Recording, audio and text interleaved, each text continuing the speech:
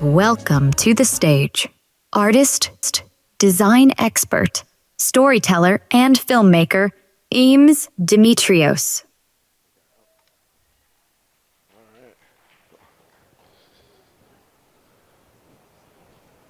Let's put this down here. All right. Well, thank you all for being here, and glad people survived the candy bar and made it here.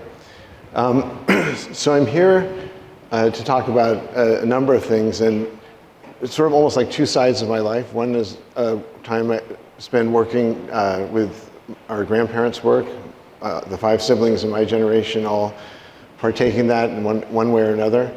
And then also some of my own work. And Jody asked the weighted question, how have Charles and Ray influenced your work? And so I came up with an answer to that that hopefully will tie the two things together. So most people come into the Eames world through the door of furniture, and I think many people are familiar with that. This is the molded plywood chair, which was sort of their first really impactful design. And then a lot of you may know the wire chair, so I'm just trying to figure out what you're seeing. Yeah, great. And that the bird was a favorite. They almost had like a repertory company of toys that would end up in films and in stills and things like that. And they loved the honest nature of toys, that they weren't trying to be a scale model, they're trying to be the idea of a bird or the idea of a train. And this is a torture chamber they made for one of their chairs at the Museum of Modern Art in 1945. And probably this is the best known chair, the lounge chair. It's the chair that Kelsey Grammer argues with his father about in Fraser. And I love this exploded diagram that they made of it. And I don't know if you guys know the work of Karita Kent, but she was one of the Sisters of Immaculate Heart who did the calligraphy on this drawing. And this is the chair itself. It's in the living room of the Eames house. And so are most of you familiar with these chairs? Yeah. Okay, cool, awesome. And so what's interesting about these chairs, especially in the context of where we are, is that they're just about all of them made in Michigan. Now there's some made in Europe. But this idea of making something, designing it, Charles and Ray, when they designed that chair, they also sent a little booklet with photographs of each step of the making would be required, because they felt that if the design was going to flow from the material and the process, then they had to figure out that process. And it was also an idea that you could be a worker with your hands and still make enough money to put your kids through college. And so they worked closely with the folks there, and the lounge chair went into production in 1956. But this door of furniture, while fantastic, is just one aspect of all the different kinds of work they explored. By the time, and sometimes people say, well, of course, the furniture got successful, so they were able to do all sorts of things. But before they were successful, they had already made a film when Charles was at Cranbrook. They had made toys. I even talked to an actor friend of theirs, Alexander Knox, who said that they had talked about a multimedia version of Hamlet, where the history of Baroque architecture would be projected on a curtain.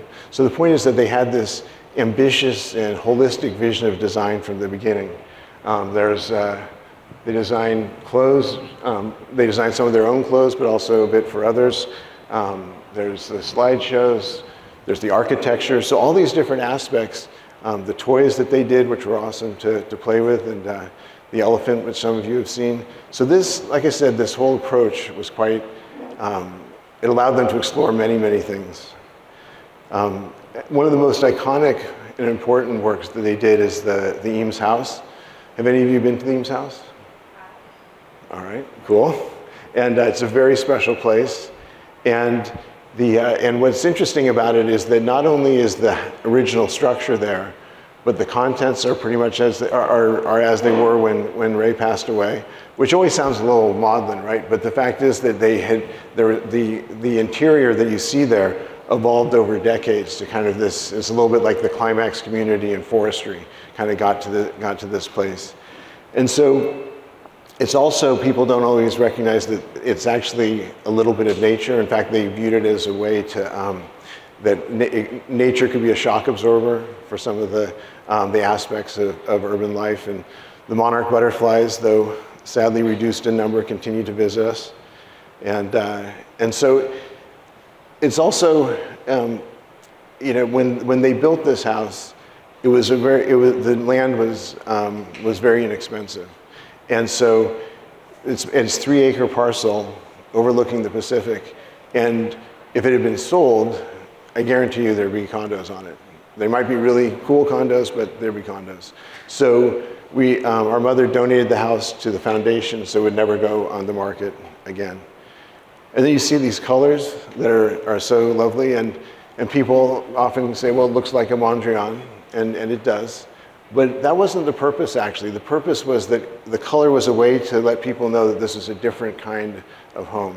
Like when you look at a Cape Cod style house from the outside, you pretty much know what's going on inside, which is not a criticism. It's just how it is. And even this idea of color, helping you understand the space, happens on the inside of the house. So these beams that you see here that are supporting you can see them there, that are supporting the roof, of course.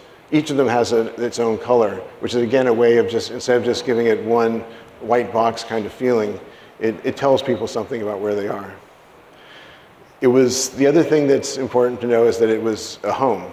It's an icon of modernism, and it was pretty well regarded from the beginning, you might say. I was there one time when a guy came up, and his father was Jorn Utzon, who did the Sydney Opera House, and his father had stayed there for a couple of days on his way to Sydney. And what I find interesting about that is we talk a lot about social media, we experience, we count on it, all that. But back in the day, the magazines and all this letter writing was really how people were staying connected. And it's amazing that this Danish architect knew that he had to see that house when he was in LA. That was their first Christmas there. And it's our grandmother Ray, at the house, Charles, them inside, just to remind you that yes, it's iconic, but we're trying to make sure that people understand that people lived here. And it's my brother swinging through a stack of boxes that they set up for him, plus a rope swing, and being very nice to one of his sisters, Lucia. Lucia's with Ray, and Lucia really has led the charge of taking care of beginning the conservation effort for the house. Charles and my sister Carla, our mother Lucia, mom with Lisa, who some of you know, and at the Eames house. So again, it was not a precious place. You knew there were special things in it. There were, you were careful, but it was like one time my brother fell out of a tree and was bleeding all over everything, and they didn't say, hey, this is an icon of modernism. Check your nose at the door. It's like they were grandparents. And I think that is always hard to keep that idea going after people are gone. And this is me in my first role as a design consultant.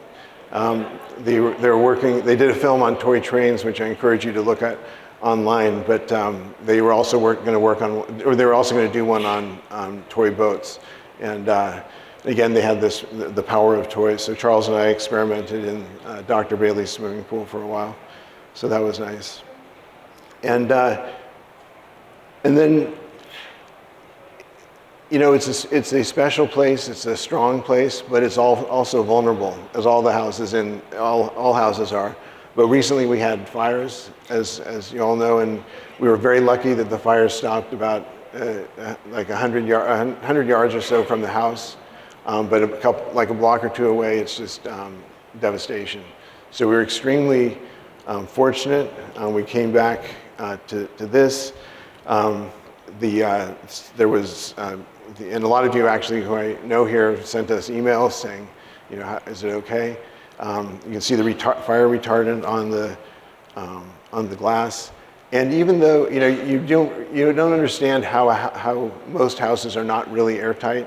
I mean, they're pretty airtight, but there's a lot of smoke damage on the inside of the house. Nothing compared to what other people are doing, but even that small, the amount of effort it'll take to deal with that, just multiplied by millions and millions of points of pain. It's going to be a long time before these fires are so-called recovered from in Altadena in here. So this is actually a picture from a couple of days ago, and so we finally finished that process. And the house is part of something called the Charles and Ray Eames Foundation, and it takes on the role of an earlier foundation that owned the house, and it's also involved in cultural activities and trying to get Charles and Ray's ideas out there in different sorts of ways. So it's an exciting time for the house, and we're also working this whole process of how do we, how do we really, what do we do? Our goal was always to have a 250-year project. So we could write the book that you would need in 250 years if you were in charge of the house. And so now that dream is coming reality, and it also means that we need to start implementing it. So that's going to be a project over the next decade or so. That's my wife and our older son at the house. And, but the house itself has so many treasures. It's a very rich visual environment. It has these prototypes that they tried, and they often, as Charles said, would just leave them at the house and forget about them. So so if you're really into the Eames furniture, you'd know this is an LTR, but the base is the shock mounts from the plywood chairs, and it's a stone top. And the point is, they were always experimenting. In fact, they were always trying to do better in terms of what we now call sustainability of the materials. This is a model of the Mathematica exhibit.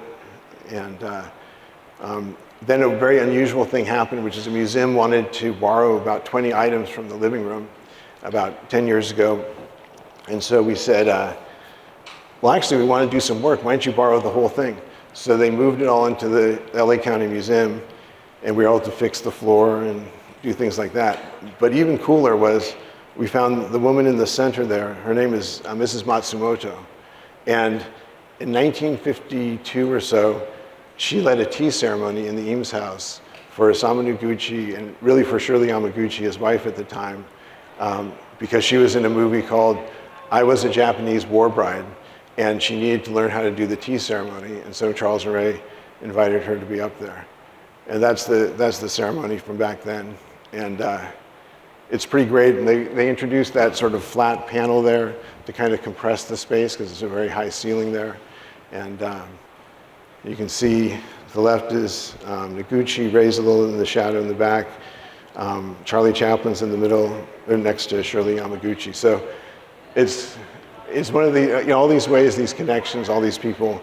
And what it really is that the house can be a lens to look at almost any aspect of the Eames work. So for example, this is a sliding panel, and it's made out of fiberglass resin poured onto a kind of fabric. And so that's really, because that was 1949, the time they really first started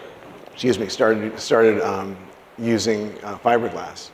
And you can see it in this chair, which,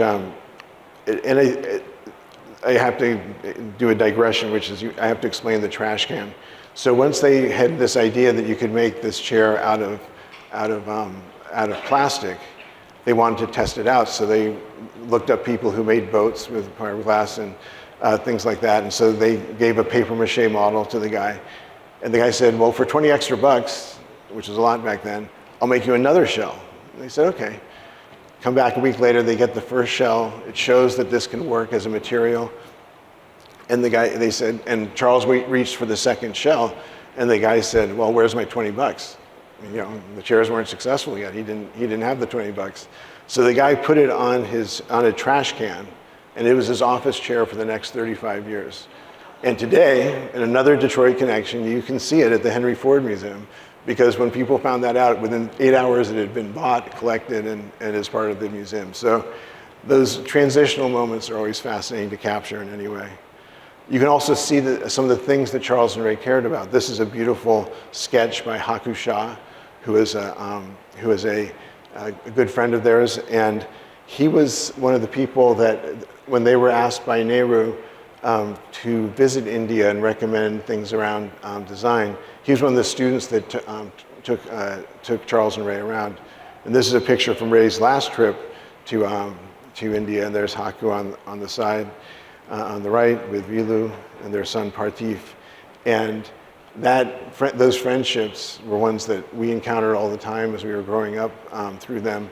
And that India experience was super important. And in the end, the Eameses wrote the brief for the National Institute of Design, which is still in Ahmedabad, India.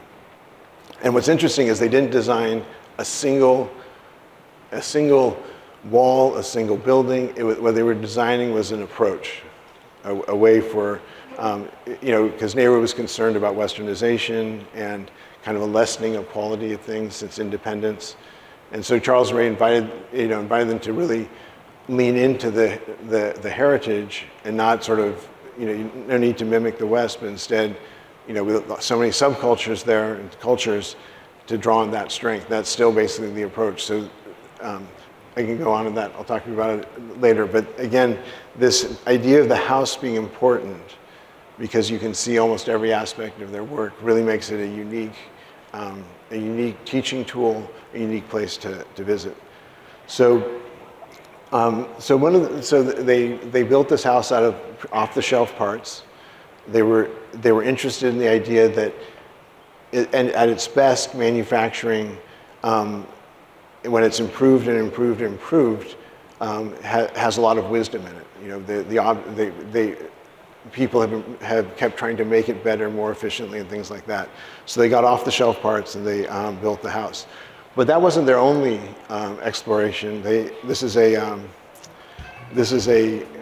prefab house, kind of akin to the Quonset hut that they designed. This is a model for it, and it's really.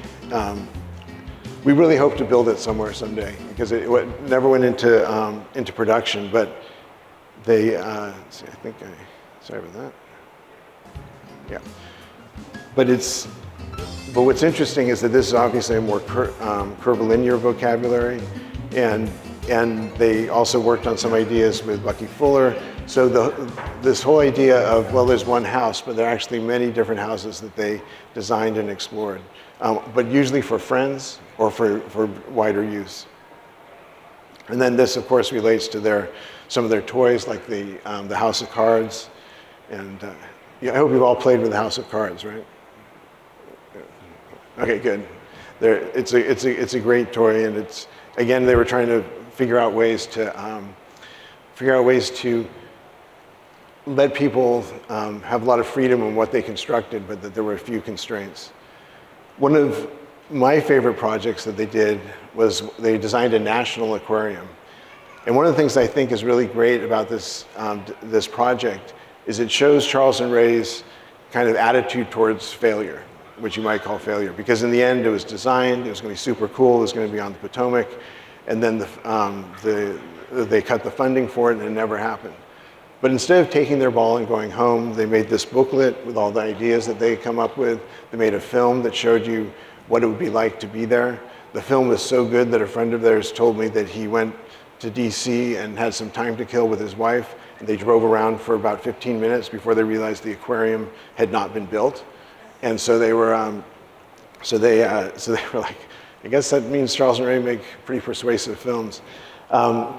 But what's interesting about that is that they wanted to put all that information out into the world, so whoever designed the next aquarium would do even better than them, as opposed to, like I said, pouting.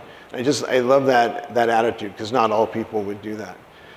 And since you're going to hear my voice a lot, I thought I'd give you a break. And this is an excerpt from a lecture that Charles gave at Harvard, the Charles Eliot Norton lectures. It's one where the artist is invited to sum up their career. And what I think is nice, I'm just going to be a black screen, but it's nice to hear him speak, and it also shows something that's, I think, as beautiful as the objects are, the ideas behind them are just as important and beautiful. So let's see. We're working on an aquarium in the office, so naturally we have an aquarium. We have a lot of little animals. We have marvelous little animals, mostly invertebrates and some fishes that sort of cluster together, have high territoriality in the way they act and behave. And if those little animals feel too much of a stream coming on them, too much of a current flow, they're very uneasy. These animals are sort of geared to the status quo, and if they're not in one spot, they're in danger, and too much of a current makes them feel they're more. On the other hand, there are the pelagic animals, and if that current stops, they're in trouble. They're dependent on change. Their whole idea of security is essentially when the current is flowing by them. That gives them the oxygen upon what they live, and that sort of frees them from other predators. It brings them closer to food.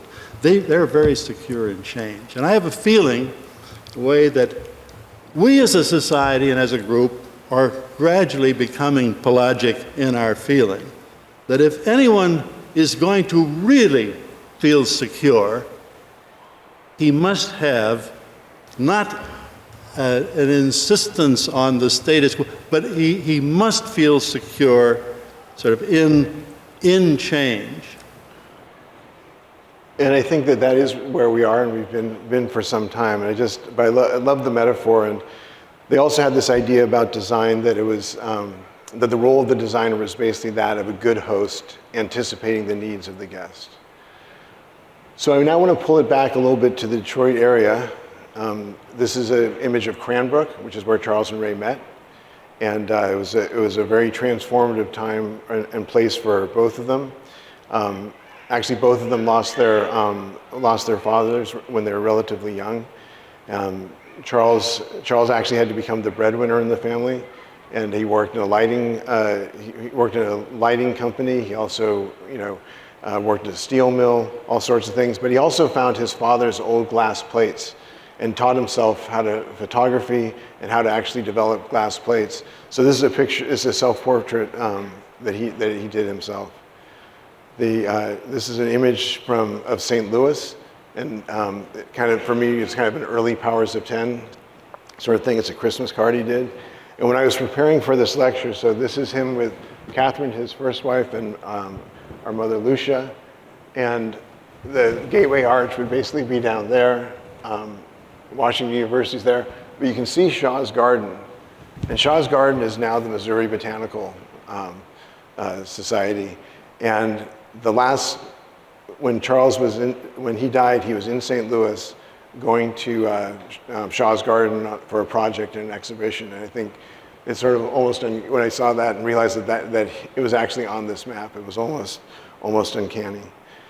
When he was at Cranbrook, he continued photography. These are the hands of Maya Gretel, who's an important ceramicist and also a teacher there. He started as a student and then became a professor, and then was the head of the industrial design department.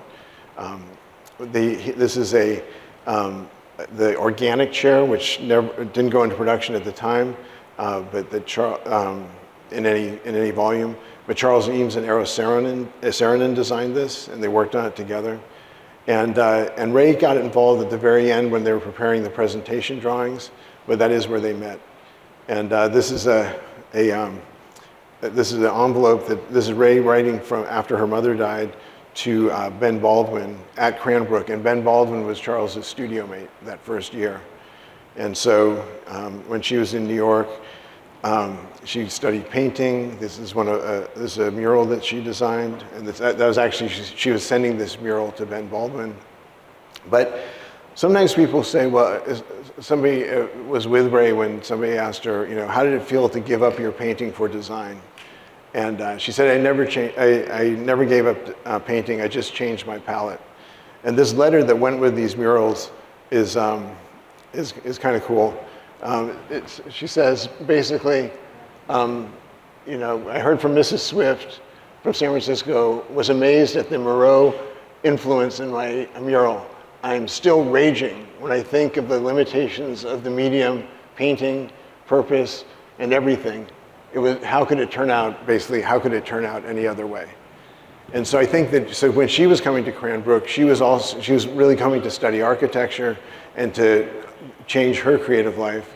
And Charles came to change his creative life because he had been working mostly on smaller projects in St. Louis and the area, did a beautiful church in Arkansas. But I think he saw that there was something more, and when he was offered this fellowship. So they met there, and this is This is the proposal letter. Some of you may have seen it.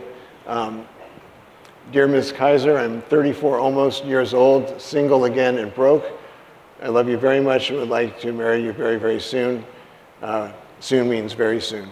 And it's just, and when I found it at the Eames house, and when I read it, I couldn't quite believe it, but there it is. So it's such a sweet one. There's always often illustrations in his letters.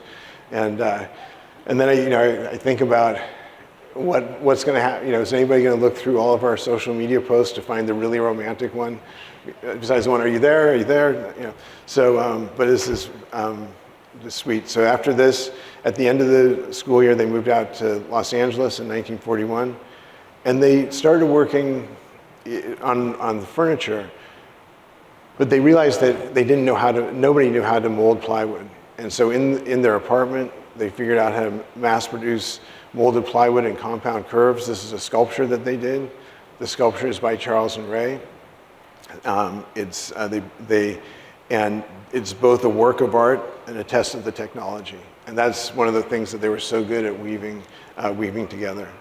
And this was actually, we've recently done an edition of 12 of them, and Yves Saint Laurent did it in Beverly Hills, did an exhibit of them. And it was just nice to see them appreciated. Just so lovely. And in the back, you can see the film Blacktop, which is a whole other thing. And in 1949, at the Detroit Institute of Arts, there was an exhibition on contemporary design, and they designed this light for that exhibition. And it didn't go into production until about 2 years ago. People wanted them to do it, but they were so focused on the furniture they couldn't do it. But what's ironic is that this style of light is called a Sputnik light in sort of the mid-century modern crew, but Sputnik was 7 years after that.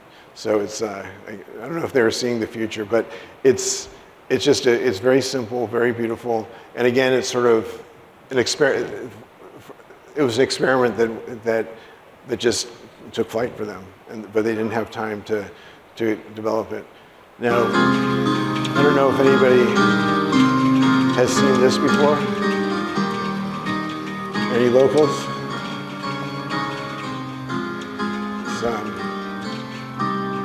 It's from an exhibit the Eameses did called Mathematica, and there's one in Boston, there's one in New York, and there's one at the Henry Ford Museum.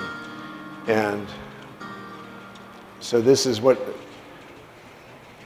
you look through that, and it's teaching you about the geometry of cones, because the spotlight is a cone, and then it's roving through that space, and then it picks up all these threads that are all these crazy angles. It's so great, and so if you have time after the conference, the Henry Ford Museum is quite amazing, and they have this Mathematica that the Eameses did. And what's really great about it is that you can see it, that when you see it, you don't need to know it was done by famous designers. You don't need to know it's part of design history. It still teaches math. And when you think about that, when I realized that, it made me think that, math and science are so often teaching, even if the details change, eternal truths. I mean, how the solar system basically works, how different sorts of, how the math works. But I can't think of any science exhibit I've seen recently that I think will be displayed intact 60 years from now and be completely valid. And that was how Charles and Ray were so good at diving deep into the topics they explored. So this is another letter that sort of presaged the future. They're talking about going to Paramount Pictures and making short subjects like modern architecture in the US, modern sculpture, beauty and useful objects, because there was a shorts division. That part didn't work out, but they did learn how to make films. They made over 100 short films. Most of you have probably seen Powers of 10, the best known one.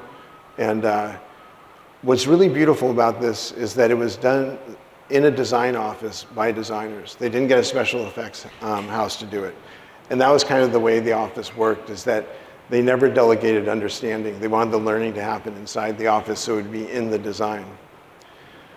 So now to Jody's question, how Charles Ray influenced me. And I always thought, I mean, I like making films and had made quite a few, but I never felt like I consciously connected it. But then I was giving a lecture in Winnipeg, and I found, I looked in the Library of Congress for Charles's lecture notes from that.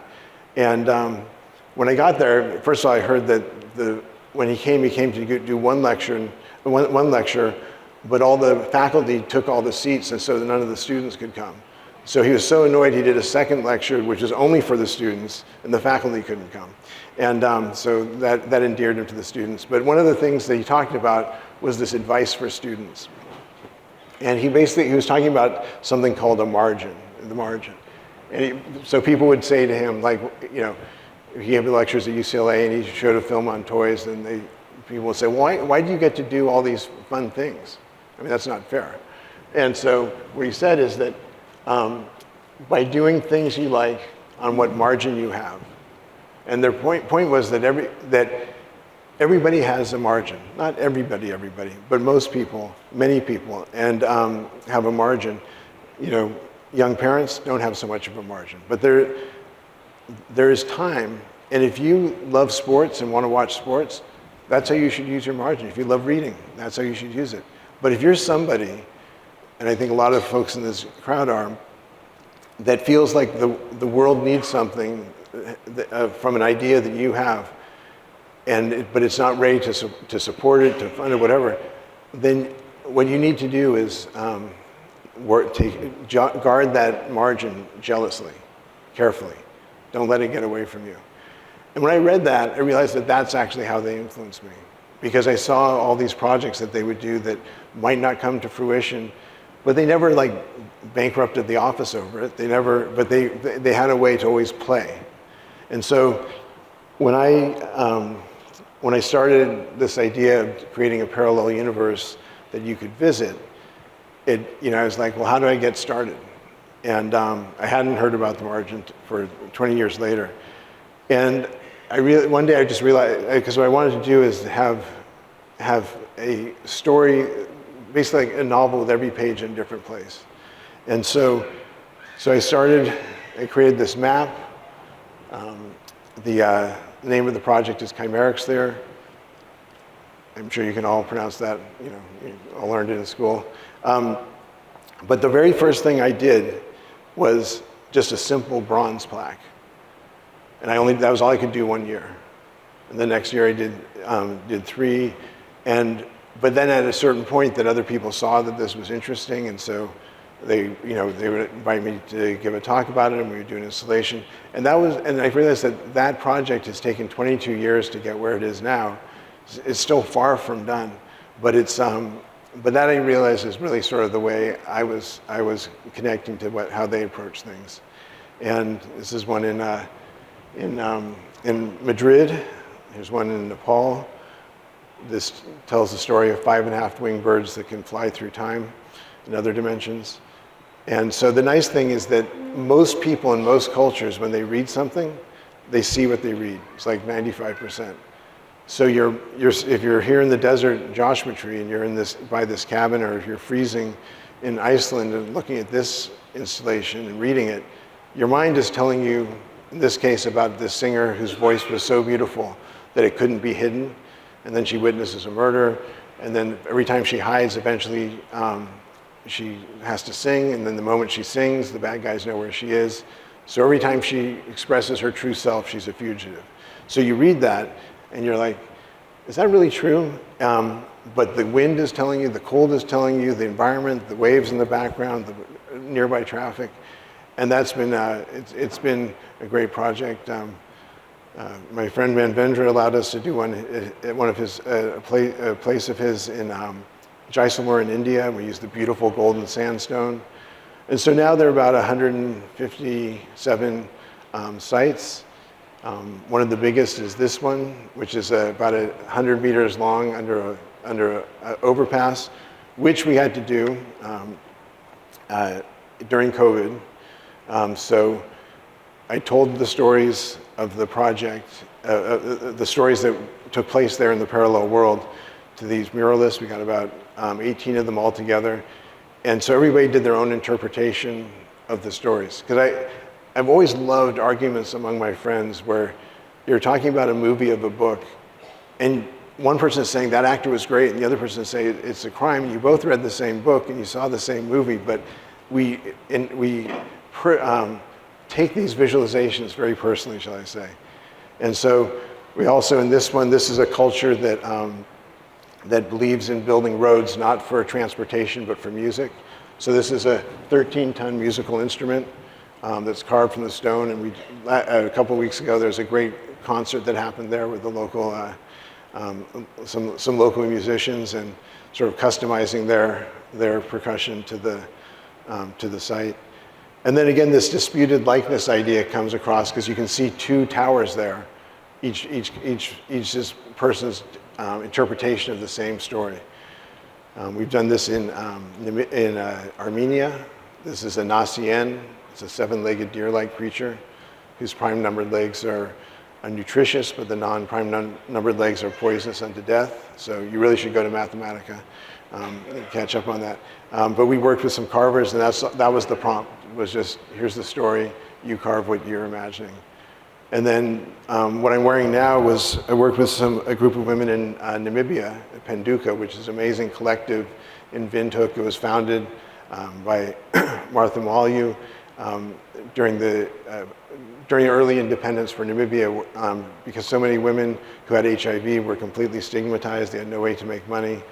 And now it's a very thriving organization, employing many women and men as well. But also is a reliable conduit for certain kinds of international aid in the townships, things like that.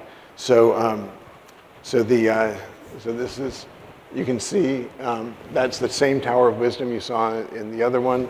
And again, it's the same, it's all the same story, but just interpreted in different ways. And so with this project, I try to very rarely be the person visualizing how things would look. And then this is a more recent one in Sumatra. And again, the whole idea is to invite people to look at the world fresh.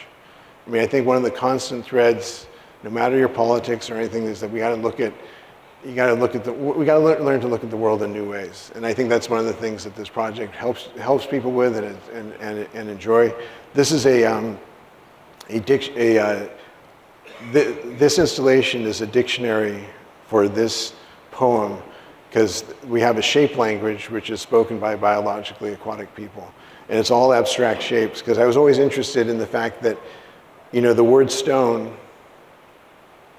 in English is stone, and the word in Spanish it's piedra. And that means they have nothing to do with each other. So it doesn't mean there's like an intrinsic sound to the idea of stone in the way there is like in hieroglyphics, or you know, and even some of the Chinese characters, you know, they have some representational part that is often metaphorical by the time you read it. So I just thought, wouldn't it be cool to have a language where there was a non-representational visual language. So this is a language of colors and shapes. And the people who were kind enough to let me install this here and supported it, this is a poem. And the poem basically says, in life as in swimming, you know, the water surrounds you, and the water surrounds you and threatens you at the same time. And so it says, it's longer, but that's sort of the basic gist of it. And so they gave away a motorcycle to the first person to translate the whole thing. And he did it. And it was it actually proved that the language worked. And this is one we did for an eclipse. And I brought, the good news about it being bad luck to open an umbrella indoors is that if it has 40 holes in it, there's no problem. So for the eclipse, we brought these umbrellas, and some of you may know that each of these holes turns into a camera, so you can see the crescent of the sun being covered by the moon. And so it's only, you know, so it's not perfect in the rain, But if there's an eclipse happens you didn't know about, you're ready. But some of you have probably seen that same effect with the leaves, with tree leaves. And then the other thing that we've done is to, in the image you can see the tall tower, and if you track that shadow at different points during the eclipse, we would hammer in a stake. And you can see that stake right there. And so we call this a bench of totality. And what it means is that this is one of the only physical manifestations of that eclipse that happened last year in April. Because it's a powerful experience and it's embedded in everybody's mind, but it's light. And so we've done this in a number of places, the bench of totality. And we're working on some other installations, so I kind of wanted to leave you with that feeling. But again, it all came from this concept of just trying to do what little I could, and then that persuades people. And I think that's so much of entrepreneurship is that way. So this is an idea for a park where this is what each of these words has meaning to somebody, and they make people in this culture make a necklace throughout their life that is the necklace of their life and what is important. And then after they die, some cultures they throw it into the water, some destroy it, some pass it on from generation to generation. So this is one we're working on in the Philippines, and we're looking forward to. It's going to be a long process getting it done, but it should be quite nice.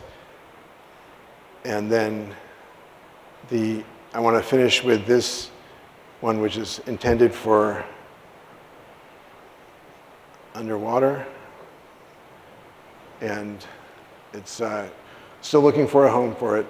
But again, there's a whole, so much of the underwater art tends to be highly representational. And I just thought it'd be really fun to just be immersed in pattern. And then of course there's a story there that one can read. And so this is kind of the future of the project. But this is what I wanted to share with you, this idea of the margin and how it influenced me subconsciously, because it was really that I observed it, and give you a little bit of the feeling of Charles and Ray's connection to Detroit in particular, in this area, and Michigan as a whole. So thank you all for being here, and I appreciate your time. It's a from creation, bam bam.